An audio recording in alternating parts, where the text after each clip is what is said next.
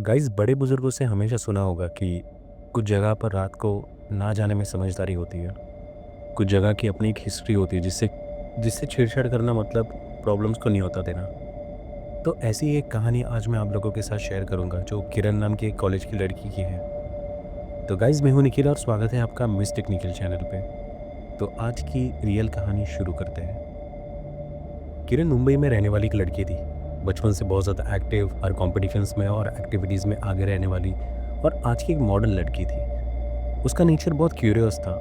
मतलब चीज़ों को रिसर्च करना, जानना, समझना, ये उसकी हॉबी थी।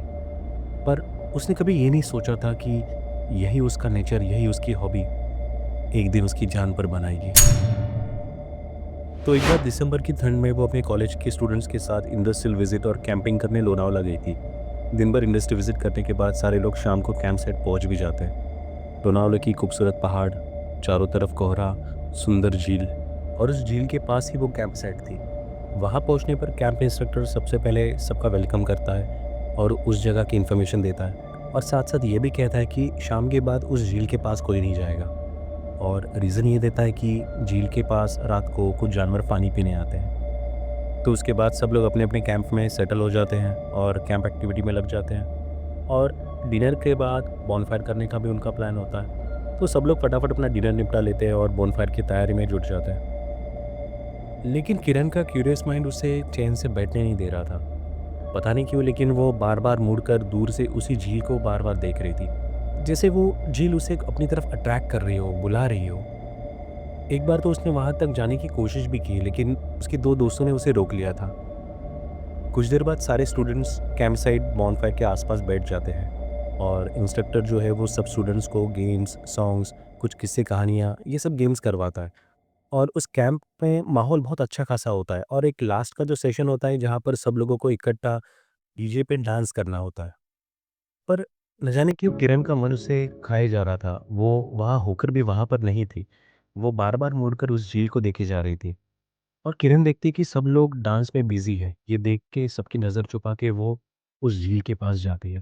तो जैसे-जैसे आगे बढ़ रही थी वैसे-वैसे हवा में ठंड और बढ़ जाती है। कोहरा और घना होते जाता है और एक टाइम पे ऐसा उसे फ़ील होता है कि वो झील उसके उसे हिप्नोटाइज़ कर रही है, उसे अपनी तरफ खींच रही है। वो झील के पास एक पत्थर पे जाके बैठ जाती है और उस झील के पानी को सिर्फ़ देखते रहती है। और यहाँ जब कैंप साइट में जब सबका डांस खत्म हो जाता है, सब लोग सोने के लिए चले जाते हैं, तब सब ढूँढने लगते हैं कि किरण कहाँ पर गई? उस कैंप में हड़कंप मच जाता है और तब किरण के वही 2 दोस्त जिन्होंने किरण को पहले वहाँ जाने से रोका था, वो प्रोफ़ेसर्स और कैंप इंस्ट्रक्टर को बताते हैं कि शायद वो झील के पास हो सकती है। और ये बात सुनकर तो कैंप इंस्ट्रक्टर का तो मुँह पीला हो जाता है और तभी वो कुछ प्रोफ़ेसर्स और अपने स्टाफ के साथ उसी झील के पास चेक करने जाता है और उसे किरण उसी पत्थर पे अभी भी बैठी हुई दिख जाती है। सब लोग किरण को पूछते हैं कि वो यहाँ पर क्या कर रही है? तो वो उन लोगों की तरफ सिर्फ़ एक नज़र घुमा के देखती है। कहती है कि उसे ये झील पसंद है, कितनी शांति है यहाँ। और फिर से झील की तरफ मुँह मोड़कर झील के पानी को देखती रहती है। सबको तो उसकी बातें अजीब लगती हैं, लेकिन कैंप इंस्ट्रक्टर सबको उसी वक़्त वहाँ से निकलकर कैंप साइट पहुँचने की हिदायत देता है। कैंप साइट पहुँचकर किरण अपने फ्रेंड के साथ एक कैंप में चली जाती है सोने के लिए और सारे स्टूडेंट्स, प्रोफ़ेसर्स, स्टाफ सब लोग सोने चले जाते हैं और सुबह तक तो कुछ नहीं होता, लेकिन जैसे ही सुबह होने वाली होती है, तब अचानक किरण उठकर बैठ जाती है और रोने लगती है। उसकी फ्रेंड जो कैंप में उसी के साथ थी, वो उसे पूछते हैं कि क्या हुआ? अचानक किरण रोना बंद कर देती है और अचानक हँसना स्टार्ट कर देती है। फिर चुप हो जाती है, फिर रोना स्टार्ट कर देती है। उसकी फ्रेंड को थोड़ा अजीब लगता है, तो वो प्रोफ़ेसर को जगाकर उन्हें इन्फॉर्म कर देती है इस बारे में। प्रोफ़ेसर्स उसे शांत कराने की कोशिश करते हैं, समझाते हैं, लेकिन लेकिन किरण के बिहेवियर में चेंज नहीं होता और उसके प्रोफ़ेसर फिर किरण के फ़ादर को वहाँ पे बुलाते हैं। उसके फ़ादर वहाँ पर आते हैं, पूरी सिचुएशन की पूरी जानकारी ले लेते हैं और वो अपनी बेटी से भी बात करते हैं, लेकिन किरण उनसे कोई भी बात नहीं करती। किरण के फ़ादर को लगता है कि शायद घर से दूर रहकर ये अपने घरवालों को मिस कर रही है या फिर शायद ये बीमार है। तो ये सोचकर किरण के फ़ादर उसे अपने घर वापस ले जाते हैं। घर जाते टाइम भी वो कार में अपनी बेटी से बात करने की कोशिश करते हैं, उससे पूछते हैं कि क्या हुआ? लेकिन किरण पूरी जर्नी में वो सिर्फ़ शांत रहती है, कुछ बात नहीं करती। किरण जब घर पे पहुँचती है तो उसके फैमिली तो बहुत ज़्यादा टेंशन में होती है। और उसकी फैमिली नोटिस करती है कि अब ये वाली किरण वो नहीं है जो पहले थी। उसकी आवाज़ अब भारी हो रही है, मर्दाना हो गई है। कभी वो बिना वजह हँसने लगती, कभी अंधेरे को घूरने लगती और कभी खुसफुसाकर कुछ तो कहने की कोशिश करती और कभी वो कुछ भी डिमांड करती, जैसे स्वीट चाहिए, नॉनवेज चाहिए या फिर और कुछ चीज़ चाहिए। उसकी फैमिली अब तक समझ चुकी थी कि कुछ तो गड़बड़ है और वो एक लोकल तांत्रिक को वहाँ पर बुलाते हैं। तांत्रिक ने कई मंत्र, धूप और पूजा की, लेकिन आधे घंटे बाद उसका ही चेहरा फीका पड़ गया। वो बोला कि ये जो इसके अंदर है, ये बहुत ताकतवर है और वो मेरी क्षमता से कहीं ज़्यादा ताकतवर है और मैं इसे निकाल नहीं सकता। किरण की फैमिली पूरी तरह डर जाती है और वो अपने गांव से एक फैमिली के जो गुरुजी हैं उनको वहां पर बुलाती है, जो पीढ़ियों से ऐसे ही मामलों में मदद करते आए थे।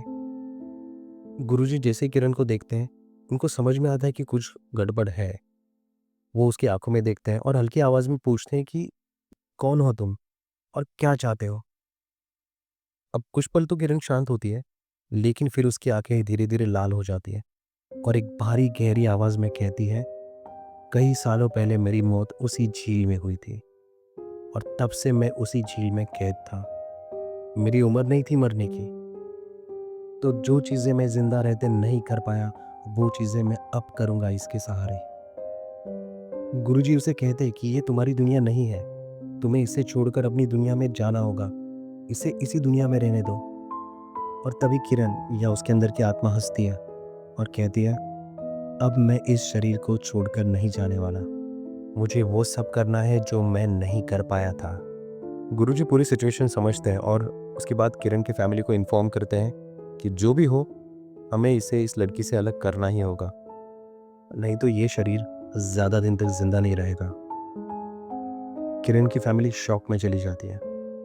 गुरुजी सबको बाहर निकालते हैं और सिर्फ एक पीतल की थाली, लाल कपड़ा और तांबे का कलश अपने पास रखते हैं और फिर गुरुजी मंत्रोच्चार शुरू करते हैं।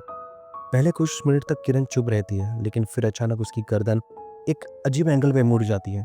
उसकी आंखें पूरी तरह काली पड़ जाती है।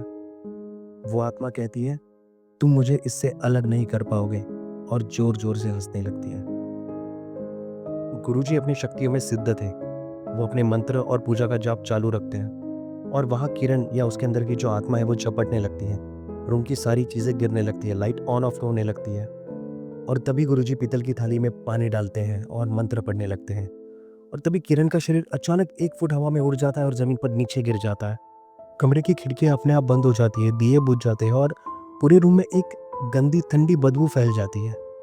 पर आत्मा थी कि किरण के शरीर को छोड़ने का नाम ही नहीं ले रही थी। वो कहता है कि अगर मुझे ये शरीर छोड़ने के लिए मजबूर किया तो मैं अपने साथ इसे भी ले जाऊंगा। और तभी गुरुजी ने जोर से शंख फूका और आखिरी मंत्र पढ़ते हुए अभिमंत्रित किया हुआ कुछ पानी किरण की ओर छिड़का। और तभी वो आत्मा जोर से चिल्लाती है, उसे वो पानी की बौछार सहन नहीं हो रही थी। फाइनली आत्मा कहती है कि मैं इस शरीर को छोड़ने के लिए तैयार हूँ, लेकिन मुझे कुछ चीजें चाहिए। और वो लगभग 5 किलो मिक्स मिठाई, बड़े पतीले में दूध और ऐसे ही खाने पीने की चीजें मांगती है।